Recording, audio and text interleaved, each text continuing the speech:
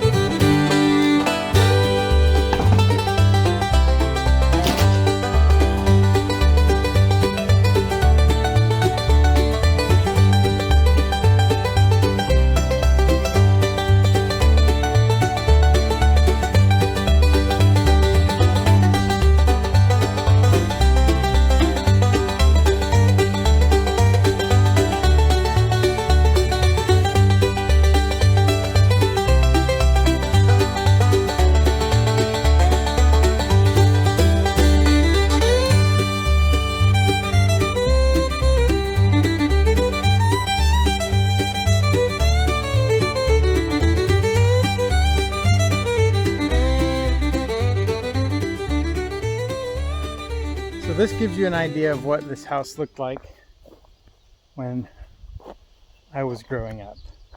If I understand correctly, this brick siding stuff, imitation stuff, was put on probably in the late 50s, and then the vinyl siding was put on maybe in the early 2000s. So this stuff was on here for maybe half of the life of the house. I think had originally some wood lap siding, which would have been on there. That's probably what we'll find when I start tearing this brick stuff off. So maybe 50 years or 50 years of the lap siding, and then this stuff, and then the vinyl. And you can also see there that it originally had two front doors, and that's the way it was until this vinyl siding was put on, and they closed that off. To the best of my understanding, the reason that you see old houses like this sometimes with two front doors was mostly for ventilation. So here you can see that there was grass and weeds growing up behind even that pink insulation. There's a lot of debate on how to insulate old houses, but it's pretty accepted that you don't put insulation on over the outside. These old houses, it was understood when they were built that there were going to be some leaks, and so the wall cavities were made to breathe, and that way there, if you did get water inside them, then the air blowing through the walls would actually dry it out and keep mold and things from growing. So when you come back in, a lot of people want to put siding on like this, but put insulation over it, and all of that just traps moisture in the walls and can cause to rot and decay, which maybe some of that at the bottom was from that. Also, vinyl siding tends to attract bugs, specifically wasps and beetles and such that build nests. So this one's actually behind the insulation.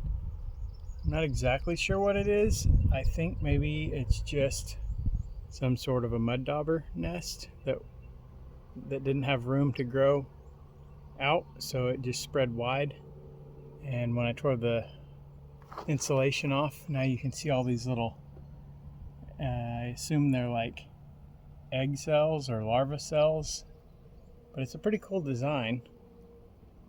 And then obviously we have a bunch of beetles up in here that have died back in there. They get hot or something, and then they just die and they stink. And we have to put up with them.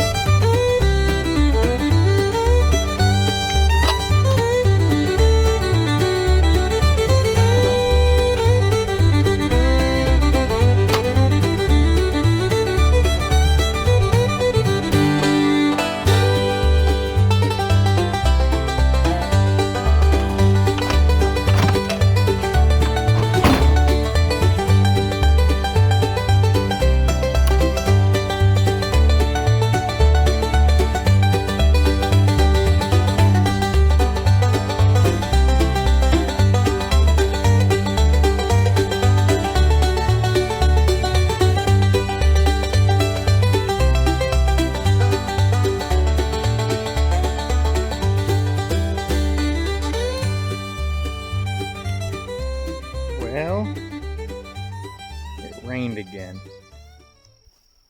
So now I have a yard full of mud. But that's okay, because I'm not on the roof, and that's a good day for me. So all the siding has been torn off except this one side. I'll try to get that done today. And then on the back side, where I had to rebuild the wall, there's just a little bit back here.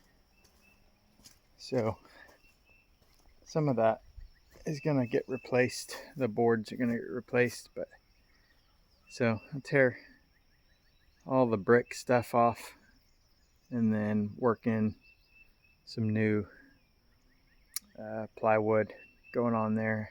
I have to reframe in that part that I broke the other day. Put a door frame in there.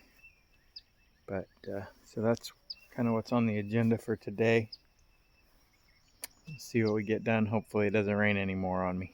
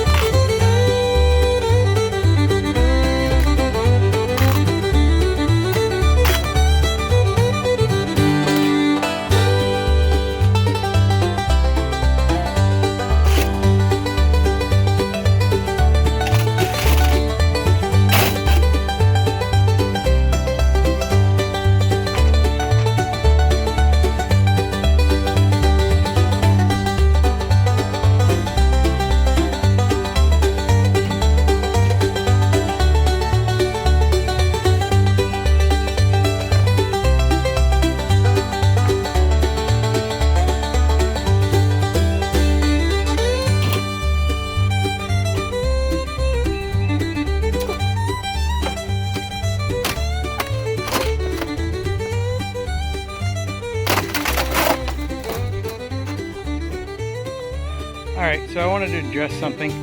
I've had a few comments about concerns of asbestos or lead paint in this house. To the best of my research, this brick stuff, asphalt stuff, there's potential that there's asbestos in it, but to the best of my research, this particular product does not have it. And even if it does, I'm not that worried about it. I've been around a lot of houses with asbestos in it, so if it was going to affect me, it's too late now. But I am being careful. I'm not like grinding it up. I'm not scraping it off. I'm wearing gloves. That's coming off in pieces and throwing it in a wheelbarrow and getting rid of it. So that's not a huge concern for me. There's a lot of other things in life that are concerning, like what's in our food and those kind of things, but I'm not going to get into all that. But there's a lot of things we do know about that can harm us, and there's a lot of things that we just don't even question. So I'm not all that worried about this one. So but I do appreciate the people that have made comments and are concerned about me and maybe even my sanity on some of this stuff. But part of it is just the risk of doing these kind of jobs, and I'm okay with that.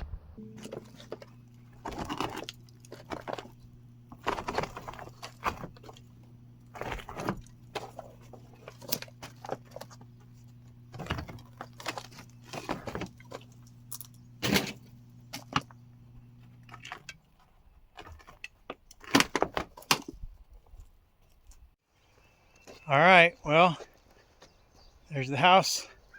No siding, no windows, no doors. I still have that back side around there. I didn't get done today, but it won't take long when I come back. So it's supposed to be a good chance of rain tomorrow, so this is probably going to be it for the week. And next week I'll be out of town, so I won't be working on the house, but maybe I'll try to sneak in some kind of a video just so there's something to watch. Maybe you don't care. But either way, I'll see what I can do. I do have soffit and fascia in here that I've got ready to go. So when I get back down here, get that back wall closed in, get some house wrap on this thing, and we'll begin soffit and fascia first, and then windows, doors, and siding. So that'll be the next things on the list. And so again, that's going to be a couple of weeks before I get started on that, but it should move pretty quick. Once I get there, I got to go tomorrow and get materials, the rest of the materials ordered for those upcoming projects, and we'll be moving on. So appreciate you watching, and keep following along, and I'll see you next time.